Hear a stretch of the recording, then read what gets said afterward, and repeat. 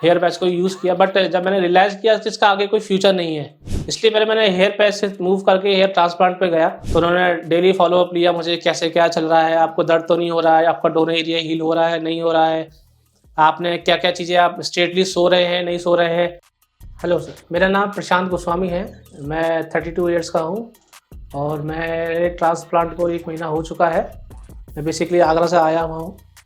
जैसे कि जब मैं अपने यहाँ आया था हरिद्वार पे क्लिनिक पे ट्रांसप्लांट के लिए, तो थोड़ा-सा डर था कि कैसे क्या होगा, क्या नहीं होगा, बट जब मैं रिसर्च किया था सब कुछ, तो मैं प्रिपेयर था कि कैसे क्या होना है मेरे साथ। जब मैं क्लिनिक में गया तो यहाँ का एटमॉस्फेयर बड़ा अच्छा लगा मुझे। डॉक्टर से जैसे मेरी बात हुई तो उन्होंने सजेशन दिया कि आपको इतने-इतने ग्राफ्ट लगने हैं। तो सब कुछ हो जाने के बाद जब मैं अपने ओटी में गया, तो जैसा कि सबको थोड़ा-सा नर्वसनेस होती है, वैसा मेरे को भी थी कि कैसे क्या होगा, कैसे सर्जरी होगी, दर्द होगा, नहीं होगा। तो जैसे कि मेरा हुआ, सर्जरी वगैरह हुई, तो माइनर से जो पेन होता है, स्लाइन वगैरह लगते हैं, जब आपको इंसुलिन दिया जाता है, जब आपको एनेस्थीसिया दिया जाता है, तो हल्का-सा माइनर सा पेन होता है, जैसे सुई लुगने के बराबर का। तो वही सब पेन हुआ, उसके बाद सब नॉर्मली चलता रहा। मैं वॉशरूम वगैरह जाता रहा, जो भी मुझे लंच वगैरह ब्रेकफास्ट वगैरह भी किया। उसके बाद सब कुछ नॉर्मल रहा। आफ्टर सर्जरी के बाद जैसे कि मैं फर्स्ट पीआरपी के लिए आया हूँ, आप मेरी ग्रोथ देख रहे होंगे। तो ये है मेरा रिजल्ट अभी तक का। जैसे डॉक्टर्स ने बोला था कि तो इनिशियली आपको थोड़ा-सा ध्यान रखना पड़ेगा अपने स्कैल्प को लेकर के कि किसी चीज़ से टच ना हो। दर्द वगैरह तो इतना नॉर्मली नहीं हुआ। तो आफ्टर सर्जरी तक ही जो दर्द था वो रहा था। आफ्टर सर्जरी के बाद कुछ भी नॉर्मल सा ही पेन होता है। वो भी 2-3 दिन तक आपका, जब सीधे आप सोते हैं, जब स्ट्रिक्टली आपको बोला हुआ है कि आपको सीधा ही स्ट्रेट सोना है, तो वो थोड़ा-सा अनकंफर्टेबल रहता है, बट हाँ, वो यूज़्ड टू होना पड़ता है हमें 2-3 दिन के लिए, जिससे कि हमारा स्कैल्प अपने उसके जो उसके वो है रूट्स वो निकले ना।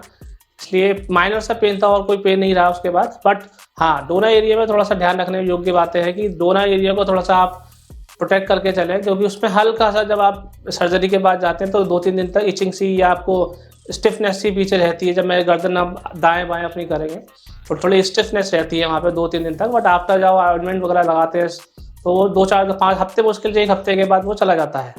जैसे कि आप मेरी 1 महीने की ग्रोथ देख रहे हैं, मैं फर्स्ट पीआरपी के लिए आया हूँ। तो ये मेरी ग्रोथ है, मेरे अप्रॉक्सीमेट 5500 ग्राफ लगे हैं। और जैसा कि आप देख पा रहे हैं, मेरा डोनर एरिया भी काफ़ी हद तक हील हो चुका है पूरा।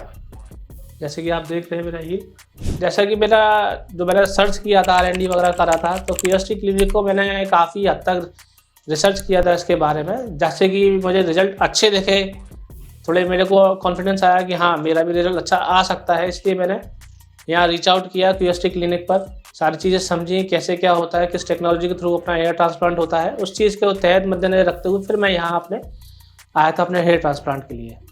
जैसे कि पहले जब मैं ट्रांसप्लांट से पहले जब मेरा बोल्डनेस शुरू हो गया था कॉलेज टाइम पर ही, तो मैंने यह हेयर पैच यूज़ किया काफ़ी समय तक, करीबन 2-3 साल तक हेयर पैच को यूज़ किया। बट जब मैंने रियलाइज़ किया कि इसका आगे कोई फ्यूचर नहीं है, कि मैं लॉन्ग टर्म तक इसे यूज़ नहीं कर सकता, और फिर जितनी मैं कॉस्ट इसमें वेस्ट कर रहा हूँ, तो उसके लिए बेटर है मैं अपना उतना अमाउंट एक ट्रांसप्लांट में लगा लूँ, जिसका कि रिजल्ट मुझे काफ़ी लंबे समय तक यूज़ कर सकता हूँ उसके रिजल्ट को। इसलिए मैंने हेयर पैच से मूव करके हेयर ट्रांसप्लांट पे गया। जैसा कि ये प्रोफेशनल लाइफ मेरी रहती है, मैं एज अ सॉफ्टवेयर डेवलपर मैं पहले कैप लगा के ज़्यादातर रखता था। जब मैंने अभी 1 साल से लास्ट विदाउट पैच में रहता था, तो ज़्यादातर मैं कैप लगा के ही रह करता था। बट आफ्टर ट्रांसप्लांट सर्जरी के बाद विदाउट कैप नॉर्मली रहता ही हूँ, विदाउट कैप ही रहता हूँ। बट कॉन्फिडेंस काफ़ी हद तक अच्छा हो गया है, पहले से ज़्यादा बेहतर लगता है, अच्छा लगता है, मज़ा भी आता है कि हाँ, ये ग्रोथ अच्छी आ रही है, तो आगे भी आई होप अच्छी ही आएगी। जैसे कि मैं यहाँ जब आया था तो डॉक्टर से जब मिला था, तो डॉक्टर्स ने अच्छा से मुझे ट्रीट किया। उन्होंने बताया था कि आपको इतने ग्राफ्ट लगने हैं, बट इसमें घबराने की कोई बात नहीं है, सब कुछ अच्छे से होगा। हम लोग प्रोफेशनली हैं, काफ़ी अच्छे से सब चीज़ों को मैनेज कर लेते हैं, इसलिए मुझे भी कॉन्फिडेंस आया उस चीज़ को लेकर के कि हाँ, मैं सही जगह आया हूँ।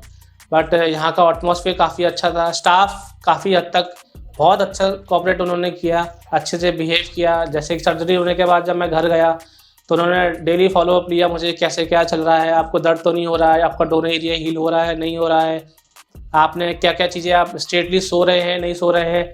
थोड़ा इन चीज़ों को उन्होंने ध्यान रखा। काफ़ी मतलब हफ्ते भर तक उन्होंने मेरा फॉलोअप लेते रहे, जिससे कि जब तक मेरा हेड वॉश नहीं हुआ, वो डेली मुझसे फॉलोअप लेते रहे। जैसे कि जब मैंने सर्जरी कराई थी अपनी, तो काफ़ी मुझे डर था कि कैसे क्या रहेगा, रिजल्ट रहेगा कि नहीं रहेगा।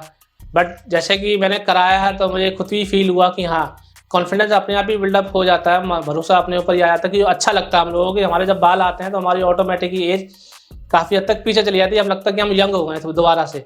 तो जैसे कि मैं अपने दोस्तों को सजेस्ट करना चाहूँगा कि यार उन्होंने मन अपना बनाया है ट्रांसप्लांट की ओर, तो बेझिझक करा सकते हैं इसको। इसमें कोई भी किसी भी प्रकार का कोई दर्द नहीं, कोई ऐसा नहीं, नॉर्मली जो माइनर पेन होता है वो रहता है थोड़ा सा, बट इसको आप फ्रीली अपने करा सकते हैं। बट एक अपने आप को फोकस करिए कि हाँ आपको कराना है तो आप क्यूएसटी क्लिनिक पर आकर के अपने डॉक्टर से कंसल्ट करिए, और जैसा भी आपको अपने लिए उचित लगता है वो आप डिसीजन ले सकते हैं उसके लिए।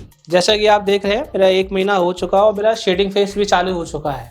नॉर्मली जब डॉक्टर से मैंने कंसल्ट किया था तो उन्होंने कहा था आपका नॉर्मली 2 से ढाई महीने तक, या किसी किसी के लिए 3 से 3 महीने तक भी चला जाता है, बट इसमें कोई घबराने की बात नहीं है। शेडिंग फेस नॉर्मल प्रोसेस है हेयर ट्रांसप्लांट के बाद का, बट इसमें जैसे शेडिंग फेस आपका खत्म हो जाता है तो नई ग्रोथ उसके बाद आने लगती है, यानी कि तीसरे चौथे महीने में आपकी ग्रोथ स्टार्ट होना धीरे धीरे शुरू हो जाती है। जैसा कि आप देख रहे हैं मेरी 1 महीने की प्रोसेस बहुत अच्छी हुई है, प्रोग्रेस भी बहुत अच्छी हो रही है, और आगे भी i4 अच्छी ही रहे। तो थैंक फॉर क्यूएसटी इतना अच्छा रिजल्ट देने के लिए।